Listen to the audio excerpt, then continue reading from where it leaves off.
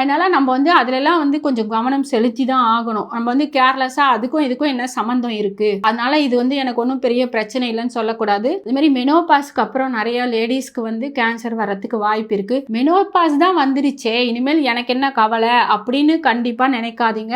மெனோபாஸ்க்கு அப்புறமா எண்டோமெட்ரியம் திக்னஸ்னு ஒண்ணு இருக்கு. அதாவது நம்ம யூட்ரஸோட திக்னஸ் வால். இது மெனோபாஸ்க்கு அப்புறமா கூட தடிக்கிறத பார்க்குறோம். தடிச்சிடுச்சுன்னா அதுவும் கேன்சருக்கான அறிகுறி அப்படின்னு சொல்ற ஒரு ரிசர்ச்சும் இருக்கு. அது நடைமுறையிலும் இருந்துட்டு தான் இருக்கு. அதனால நம்ம வந்துட்டு ஒரு பெண்களா பிறந்தா நம்ம கடைசி வரைக்கும் நம்ம லாஸ்ட் காலம் வரைக்கும் நம்ம பரிசோதனை பண்ணிட்டு தான் இருந்தாகும். வேற வழி கிடையாது. நம்ம வந்து ஆரோக்கியமா இருக்கணும்னு நினைச்சா இந்த வயசுல என்ன இருக்கு, வேண்டாம், இந்த வயசுல எனக்கு என்ன வரப்போகுது, எனக்கு மெனோபாஸ் 45லயே வந்தது, இதுக்கு மேல எனக்கு ஒன்றும் பிரச்சனை இல்லப்பா அப்படின்னு சொல்லவே முடியாது. ஏன்னா ஆஃப்டர் மெனோபாஸ் இன்னும் அதிகமாக தான் பிரச்சனைகள் வரும். அதனால நீங்க அப்போ வந்து ரொம்பவே கவனம் செலுத்தணும். யூட்ரஸ்ல கண்டிப்பா கவனம் செலுத்தணும்.